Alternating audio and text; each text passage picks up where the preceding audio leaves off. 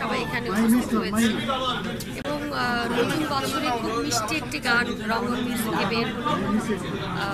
আসলে আমরা তো সবসময় চাই যে আমাদের ইন্ডাস্ট্রিতে অনেক ভালো ভালো গান হোক, ভালো ভালো কাজ করি, কারণ গানের শিল্পী যেহেতু আমরা, ভালো গান শুনলেও ভালো লাগে এবং গাইতেও ভালো লাগে, সব কিছু মিলিয়ে খুব ভালো। আপু, এই নতুন বছরে কয়টি গান আপনার ব্যক্তিগত রিলিজ করেছেন যদি একটু বলতেন? আমার নতুন বছরে অলরেডি 6টি গান রিলিজ হয়েছে।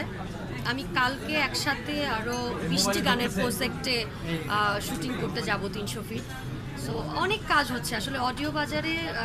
আলহামদুলিল্লাহ আমি কাজ করছি, অনেক কাজই করছি। আসলে গানের সাথে থাকতে চাই, কাজের সাথে থাকতে চাই। নিত্য নতুন কি কি গান করছেন যদি একটু বলতেন? নিত্য নতুন আসলে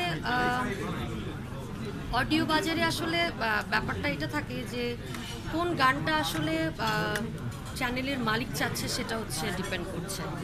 সো আমি ফোক, সেমি ফোক, ক্লাসিক্যাল, আধুনিক সব রকমের গানই করছি। তাছাড়া যদি একটু জানতে চাই, যেহেতু প্লেব্যাকের বিষয় আপনার কাছ থেকে, প্লেব্যাকের বিষয়ে কি জানবেন? সিনেমা সিনেমার ব্যাপারটা তো আসলে এখানে একটা মুভি, কি মুভি হচ্ছে বা সেখানে ডিরেক্টর বা আমাকে চুজ করছে কিনা, যে আমার গায়কের সাথে সেই গানটি যাবে কিনা, অনেক ব্যাপার এখানে মানে চিন্তা করা হয়। আর অডিও বাজারে তো এত কিছু চিন্তা করা লাগে না, ধরেন কন্টেন্ট লাগবে, আর্টিস্ট লাগবে, গান করা হয়। আপু, এক সময় তো আপনার গান খুব জনপ্রিয়তা পেয়েছে বিদায় বললেই চলে, যে ক্লোজ আপ ওয়ান থেকে।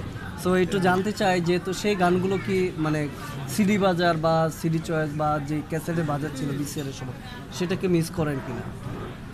ওটা একরকম ভালো লাগার বিষয় ছিল, আর এখন যেটা, এটাও আমরা খুব মানে ভালোভাবে গ্রহণ করতে হবে।